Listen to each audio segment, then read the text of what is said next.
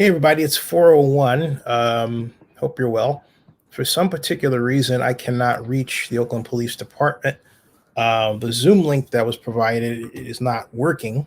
I provided them a StreamYard link. I called Media Relations, but I don't get an answer back, and no one has called me back yet. I'm going to try the chief's number again.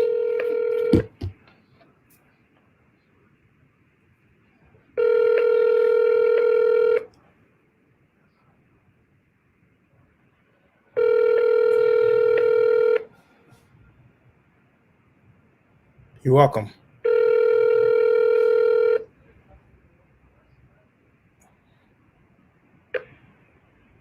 Your call is being forwarded to a MyTel voicemail system.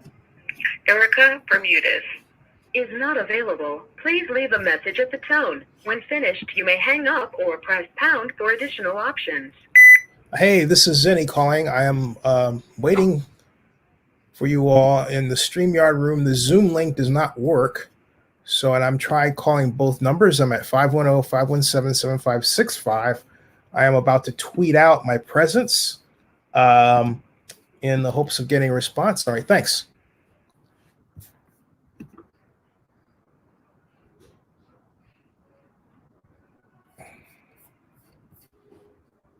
Okay, folks, let's tweet this out and see what we can get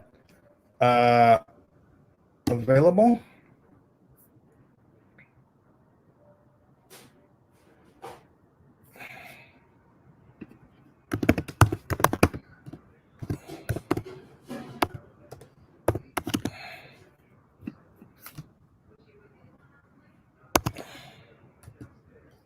Oakland OPD Media. See if that works. So there's OPD Media. And there's Oakland Police. Oakland Police Department. Hashtag waiting. Hashtag Oakland. Okay. There. All right. So there are three people. Hey, folks, thanks for showing up. Not sure what's going on with OPD, but oh, here we go. Wait a second.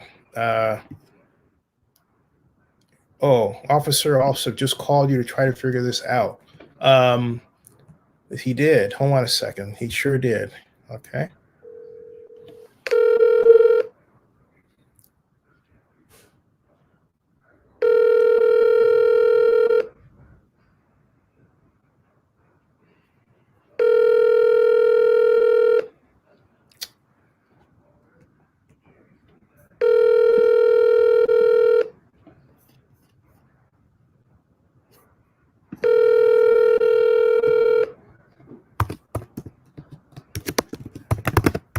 Your call has been forwarded to an automated voice messaging system. 510-9155680 is not available. At the tone, please record your message. When you've finished recording, you may hang up or press 1 for more options. Hey, Officer Zennie Abraham, trying to call you back. I think we're trying to call each other. I'm at 510-517-7565. Okay, hold on a second. Let me try this Zoom link. I just started a Zoom meeting, new meeting. And then, yeah, invite link has been copied to the keyboard there. So let me shorten that. Let me go over here and let me get rid of that there. Okay.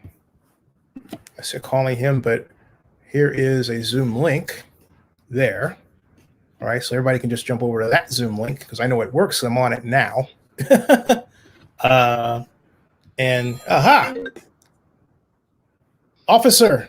Zennie, it's we're here with the chief in Chambers. Hi, Zennie. I have two options for you because the chief's schedule is pretty packed. I can send you a Zoom link that I can create right now. You know what? I just made one that I sent to you. Okay, can you send it over? Yeah, check your email. I've got Felicia, Eric on. I just sent it a few seconds ago. And I said calling him, but here is a Zoom link, boom, with everybody's email copied. So if you go there, we're already good to go. It's just a matter of populating the room. And okay. Yeah. I don't see it because I don't see the email yet.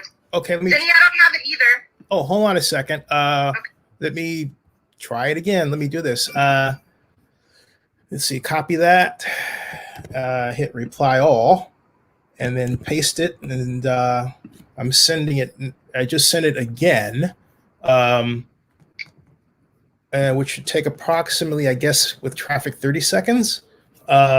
So unless it's a weird propagation day. But yeah, there's a ... that may appear in your email. If you click that and it unfolds, it'll say, hi, calling him, but here is a Zoom link with the here it comes. Here. You see it? Yeah. Yeah, cool. All right. We are golden. All right, let me send this over to the chief and get him set. Sounds good. Thank you, Zennie. Thank you. Bye-bye. See ya. Okay, folks. We are, as I say, we're a thing. So what I'm going to do is while the chief is getting that there and they're setting that up, I'm going to put the screen over here. Oops, wrong one. That one. So there, and then I'm going back to StreamYard to make sure that you see this is in its entirety there. Okay. Then I'm going back to Zoom and waiting for, what is that song? I'm waiting. Anyway, something like that. Hey, share this with people around. Share alike, and let them know that we're out here rather. And we're about to talk to my friend, the Chief of Police, LeRonne Armstrong. Let's see if he's coming in as I do this. Don't see the yet. I'm going back and forth between one area to the other, and trying to get this. That is not going to work there for LinkedIn. That's okay, but I will tweet it out. Let's see. Aha, I hear some music there. Hey, there he is. There's. Why can't I hear you? Hello. I can't hear you. Are you talking? I'm talking, yes. I see a. I don't hear you at all. It says your mic is still muted. Oh, that would, you know what? Here you are. Boy, the magic of television. Talk about a public bonehead. That's me. How are you? Give us a few seconds and the chief will be ready, sir. Yes, sir. You got it. Hey, by the way, you're horribly backlit. I don't know if you know that or not. Yeah, I'd like to be in the shadows. I live in the shadows nowadays. Come on, man. No black man should ever be in the shadows. I was out in front for so long in my life that I'm in the shadows now. No. It's that bad backlighting. Give us like 30 seconds. You picked the wrong era, pal. Unless you're in the CIA. All right.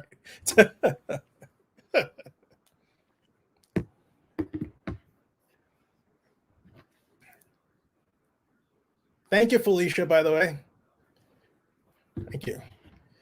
Okay, folks, we are, as the chief of police comes in, make sure I tweet this out one more time. And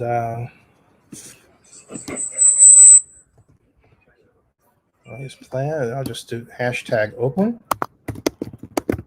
and hashtag live stream. That's it. And boom. Okay. And we should go back here. Oh, there's the chief right there. I see him in the upper corner there. So what I like to do is bring him in. And let's see here. There's a way to spotlight this for everybody. Oh, he's not ready to talk yet. Hey, Chief, I'm ready when you are. How you doing, buddy?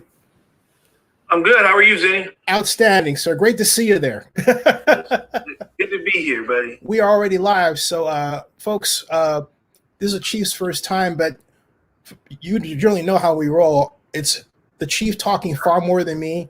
This is the Chief presenting his plans for OPD. And as a person who's been lobbying for that man to sit in that chair for something like 2 years now, man, I'm glad to see you there. Congratulations. Thank you so much. Good to be here, Zennie. Thank you. Awesome. Obviously, for those that don't know me, I'm LeRonne Armstrong, the new Chief of Police for the Oakland Police Department. This is day, I think, 45 or something like that, or close to it. Since joining the police department over 22 years ago, I never thought I would reach this moment, right? Although it's been a really, a dream for me, a journey for me, and one that I'm really happy to be in this position. And I thank the Mayor Libby Shab, for selecting me for this position, and I look forward to making some changes in the Oakland Police Department to make Oakland a safer city. So a little bit about me. I grew up in Oakland. I'm born and raised in Oakland. I grew up in West Oakland. Attended McClymond High School. I'm a McClymond High School graduate, so I always have to make sure people know the best high school in the city is in West Oakland. And so this is, for me, a difference. Right? It's a tremendous difference from what I grew up around. Right? I grew up around in a community that didn't have a trust in law enforcement. And so to be able to lead an agency and try to create an environment where people trust law enforcement, where they actually appreciate the job that police officers do, but also ensuring that I have a police department that holds itself accountable, that practices constitutional policing, that is of service to the community and an asset. And they appreciate the amount of authority and responsibility that's been given to them by the community. And so really, as I move into this role, my primary focus is really making Oakland a safe city. Oakland, for my entire life has been a city that, has not been safe for everybody, particularly our minority community. And so really my focus is around trying to address the most pressing issue, which is gun violence. I think the sanctity of life is the most important thing that we have in humanity, right? That we have to protect life. And so my focus is how can we reduce gun violence, but not doing it in a way that arrests our way out of these problems. Right? You can't arrest your way out of a gun violence problem. It really has to be a collaborative approach to reducing violence, and that includes our Department of Violence Prevention and Chief Cespedes, who I work closely with, about how do we save enforcement for when enforcement is needed, but how do we try to intervene in violence? How do we try to prevent crime from happening? How do we try to encourage people to not pick up guns and be engaged in violence? That's what our focus is, and we call it a triangle response to violence. And that triangle response includes Department of Violence Prevention, the police department, but it also includes the community. It really leaves a space for community to be a part of that conversation. How do we allow community to share with those that are involved in violence or are at potential risk of being shot or shooting somebody? How do we let community be a part of the conversation so that they can let them know that we care about you, that we don't want to see you lose your life, and we definitely don't want to see you go to prison either. And so how do we, as a community, be able to support you and get you the help that you need? Also begin to help share with you that there's a way in which we can deal with conflict in a different way. And it doesn't mean that somebody has to lose their life. So that really is our focus. Internally, what I'm doing is centralizing our crime reduction focus. And so what I've done over the past week is move some resources around, created a new violence response unit called our Violent Crime Operations Center. I took our crime reduction teams, the 5 teams from across the city, and put them under one command structure. When you're a department that doesn't have a lot of resources, you have to be more efficient with your resources so that you can be effective. And so what I've done is really put together an operations center that is going to be responding to violent crime, trying to quickly apprehend those that are driving violent crime, and hopefully preventing violent crime from occurring. And that is really what our effort is. And so that is the first thing, is really driving down crime. The second thing, the second goal that I have is getting this department in full compliance with the negotiated settlement agreement. Most people know we've been under this agreement for over 18 years.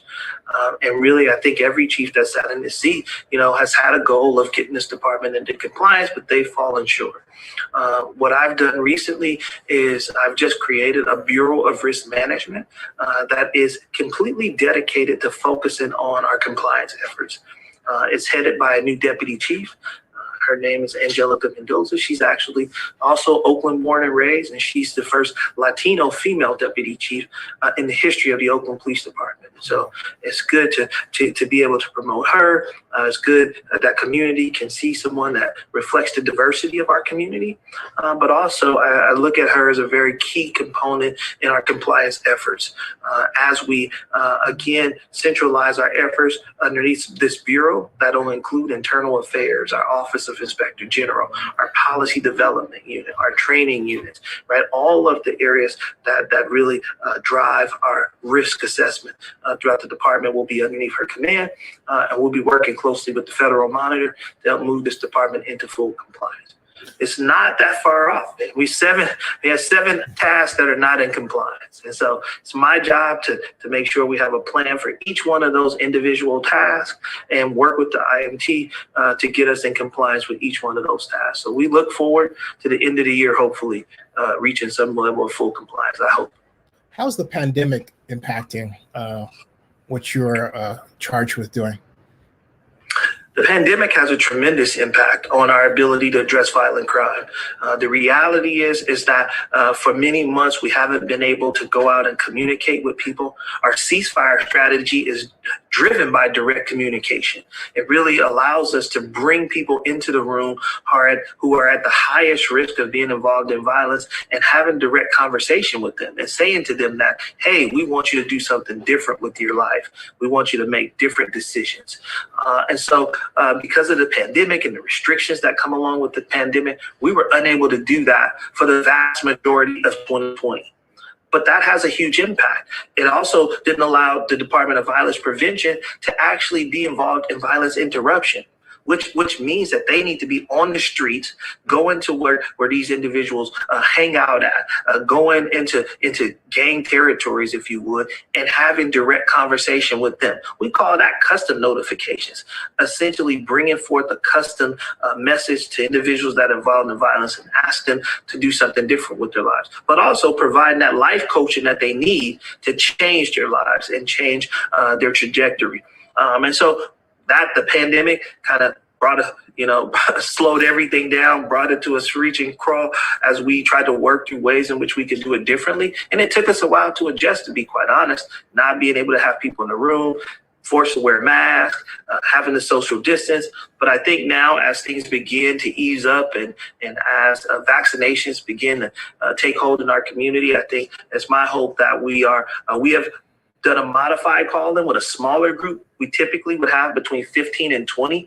We've had to now reduce that to about 5 to 10 at most in those rooms. So we have to do more sessions, but we're trying to accomplish the same thing.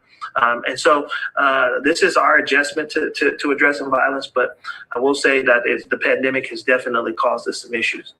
How about there's been, as you know, a gigantic spate of attacks on the Asian community nationwide. Yeah. And why do you think this is happening? And we both know how it's affecting Oakland. How is it affecting your department? Well, I think what we've seen is that these are really crimes of opportunity. We really have seen people come into our Chinatown community and other areas looking for someone to take advantage of. The most difficult part is that they've attacked our most vulnerable population, which is our seniors, right? And our non-English speaking communities. And so our department was quick to respond. And I responded by creating a Chinatown liaison officer. And that officer works directly in the Chinatown community. This officer speaks the language. We are working to try to build trust in those communities because these communities oftentimes don't feel comfortable even reporting crime. And so that's the first start, is they're developing a relationship with this community where they feel like they can call on police. They feel like they can share information with police so we can better address these crimes. So that officer is is on the ground. That officer is monolingual. That officer is there in the community, meeting with business owners, meeting with merchants, and attending community meetings to help share this message, to help reassure community that the OPD is responding. We've also increased our presence in the area by increasing routine patrols in the area.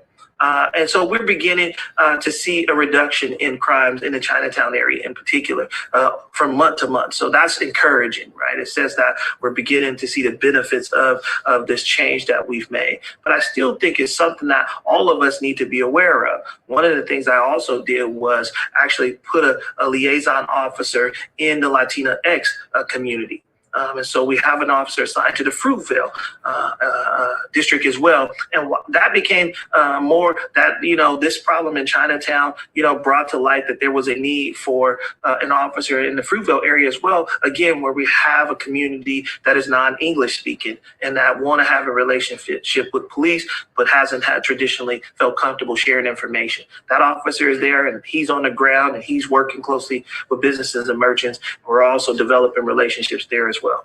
So we are doing our best to sort of, fill the gap in these communities that traditionally have not felt comfortable sharing information with law enforcement. You're in the middle of a tug of war, as you know.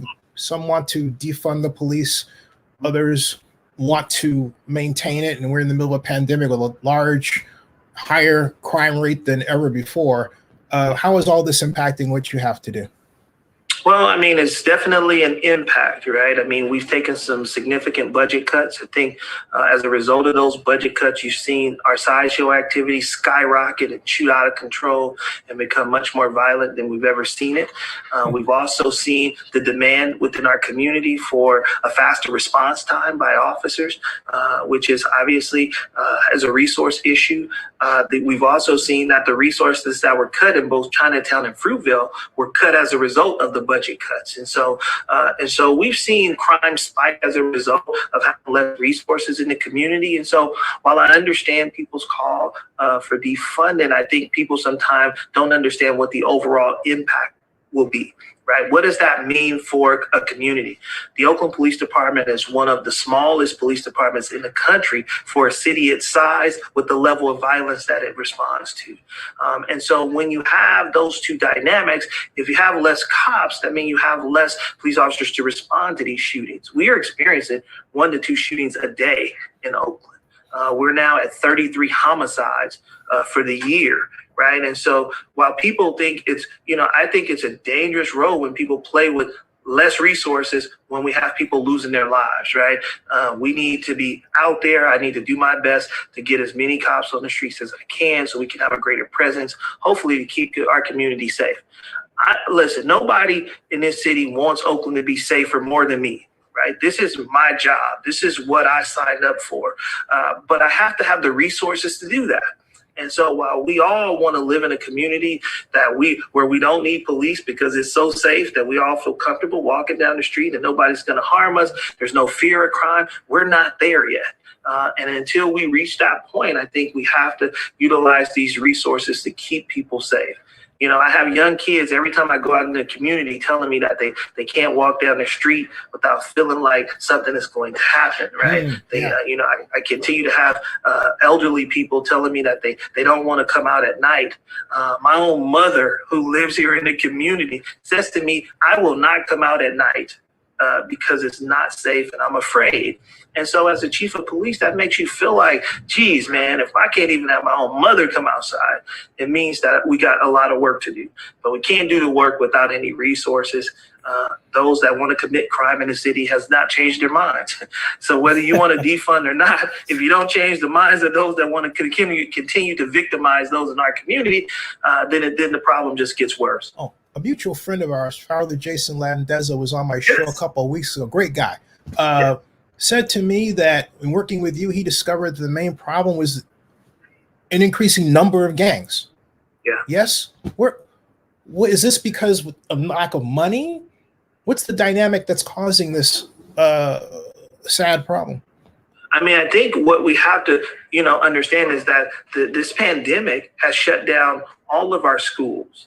Young people in our community all the way from 10 to 17 and 18 years old don't have any extracurricular activities that they could be involved in. There's no football, there's no basketball, there's no gyms being open, there's no rec centers open, there are no community-based organizations that are able to bring young people inside the building. So we have seen a difference in who's starting to be involved in criminal activity. We're starting to see much younger children involved in criminal activity. Some ages as young as 10 years old. Right. And so we know that this is a problem that's not just, that's not just affecting our older, more violent guys that are participating in gangs and groups and things of that nature. This is also affecting young people who the pandemic obviously has had an economic impact on families. Right. People are out of work. People don't have money. People are stuck in houses. Anxiety levels are high. So all of these things sort of lead to people's decisions to be involved with groups and gangs because they don't have a lot of things to do. I think it also contributes to why we've seen so much sideshow activity. It's because we really don't have anything for people to engage in right now, any sort of safe events that people can go to. And so, and with these limited options, I think people have chosen to get involved in things that they probably shouldn't. Chief, I know you've got a busy chalk schedule. I'm blessed to get you for 22 minutes. Any closing thoughts? No, just Zennie, thank you for your support over the years. I think all of that is meaningful. I think, I have tremendous support from the city of Oakland and the residents of Oakland and the people who have known me for many years. And so, I often say to people, just know every day I come here really with the motivation to try to make Oakland a safe city.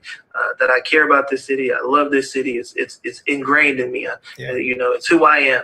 And so if we work together, the police department and community, hopefully we all can see a community that we feel safe in and that we enjoy living in. Hey, go Oakland, and we got to get an NFL team in here. For sure. If you can pull that off, that'd be greater than this interview, buddy. I agree. Almost. Thank you, sir. All right, have a good one. Thank you for having me. Okay, thanks. Yeah. And the folks, that I'm in the meeting for all there, and go back to StreamYard. But that was Oakland new police chief has been on the force for 45 days. 45 days. And he's worked for the city of Oakland for 22 years.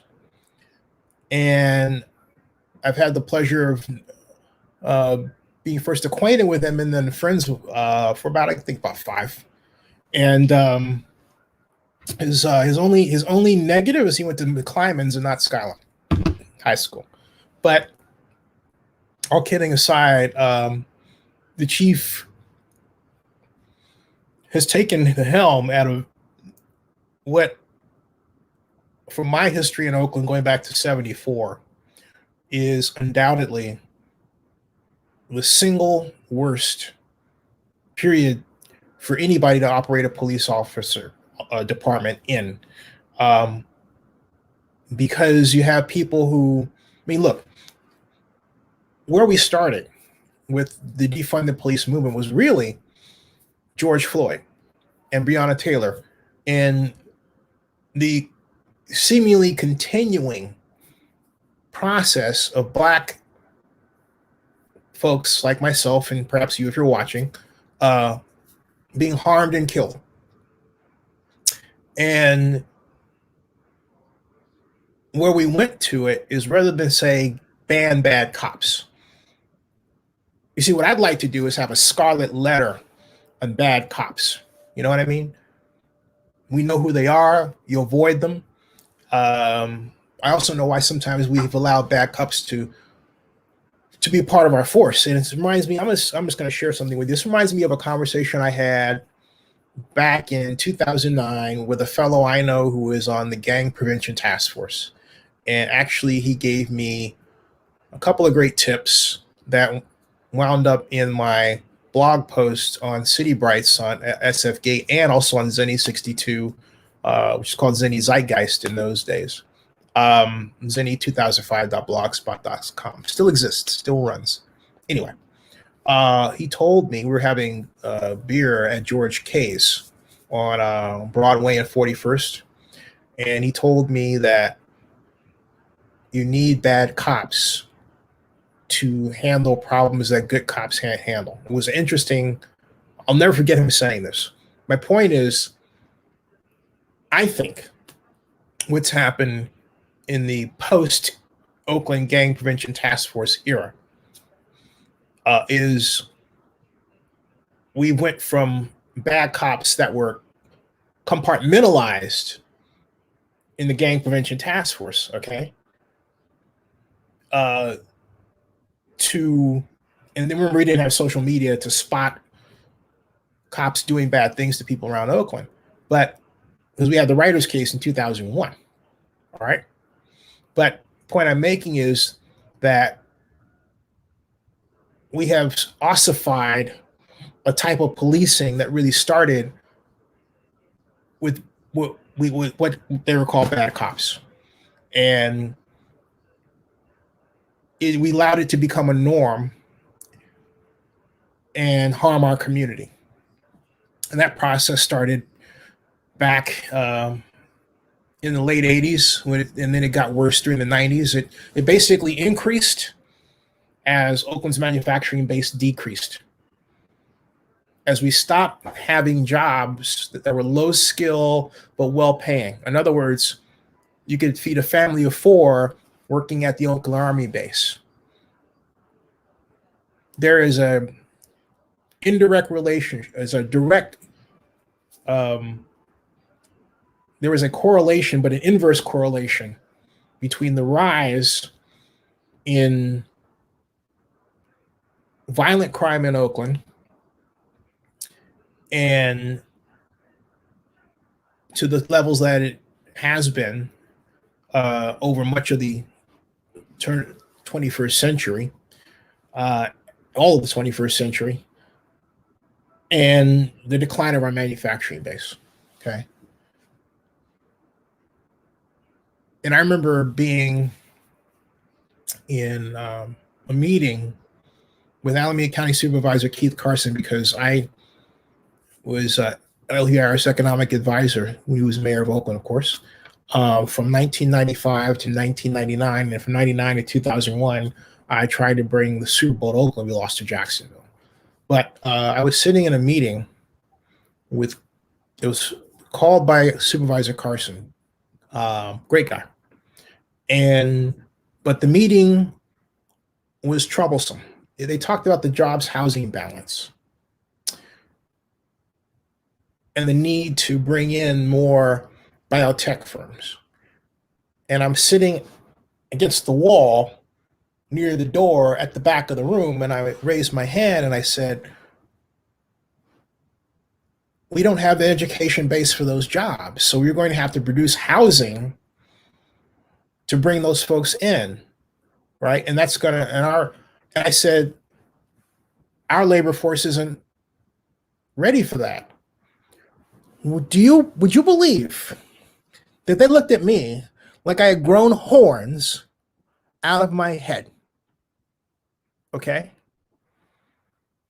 So if you're putting this together and saying, hey, you mean to tell me they're planning for market rate housing to draw people, gentrification back then? My answer is yes. That even predates Jerry Brown's 10K program.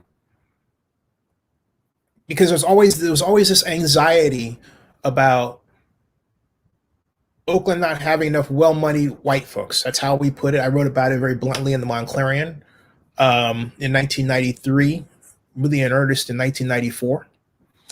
And about needing to have a mixed economy downtown. This predated Jerry Brown. But Jerry picked up the seeds of this, and in preparing to run for mayor, basically stole my project, which was supposed to be to turn Uptown into the Times Square of the West Coast. I'm the person who brought Forest City into Oakland. Jerry stole Forest City from me. He talked to Greg Vilkin, who was a housing specialist with Forest City, They talked about elegant density, and the next thing you know, to make a long story short, Jerry Wins makes the 10K program, 10,000 units of housing in downtown Oakland, one of his linchpin projects. And yours truly was transferred from working for Elihu Harris to, for a smidgen of time, serving as just a sort of open consultant. And I was asked to put together a symposium drawing developers to Oakland. And in my office, I rearranged my office to have this huge walking map you can walk on of downtown Oakland with these blocks. You could see where these buildings could go. All right.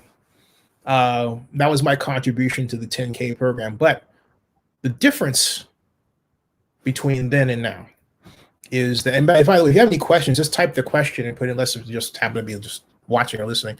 But the difference between the Oakland of that time, specifically 2001, when the 10K program was in its planning phase, and now is we had redevelopment.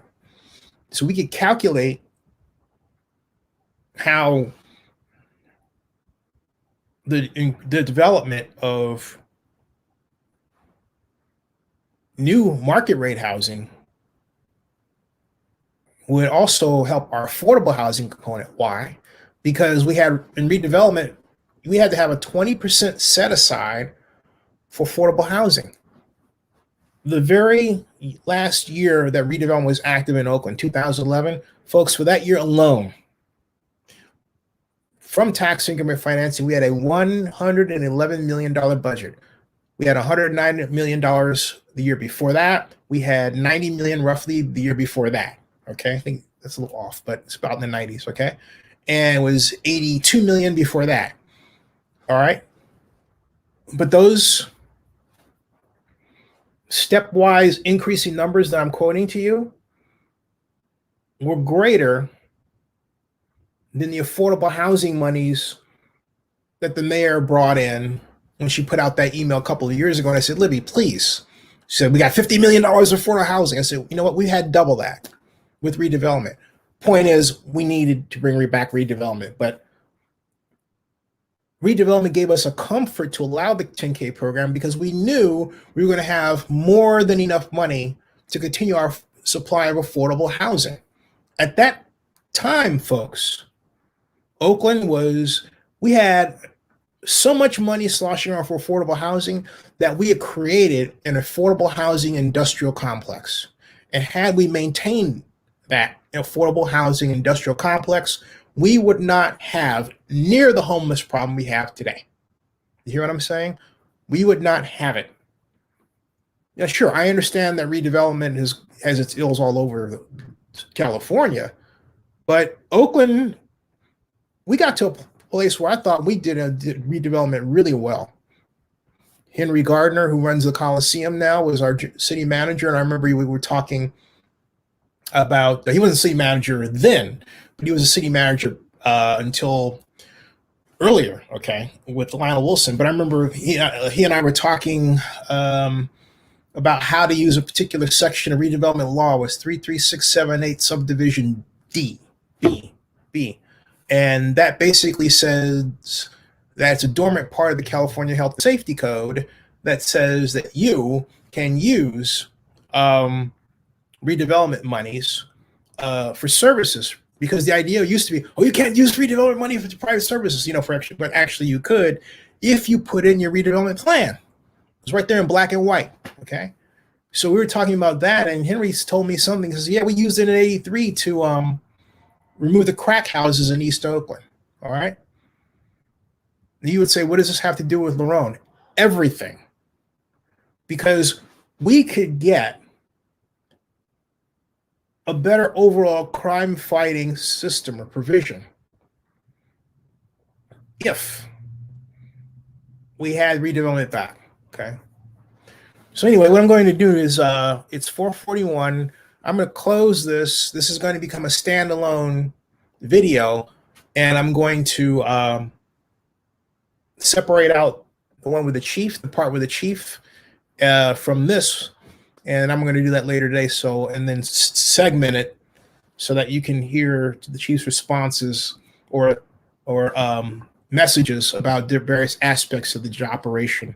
So I want to, in closing, thank everybody at the Oakland Police Department, and Erica and Felicia and Jonah and all the great people at OPD Media for setting this up so quickly, actually.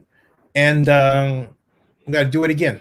All right, everybody, if you haven't done so before, subscribe to Zennie62 and bookmark oaklandnewsnow.com. And by the way, I want to thank very much to the Prescott Neighborhood Council. And we'll do it again. And next time, I have to say, too, I apologize for it being on stream. Next time we'll do something that's more interactive, but he's got a town hall meeting tonight. So this is sort of his warm-up. All right. All right. So thank you, everybody, and go Oakland. And thank you for your time. That ends this broadcast.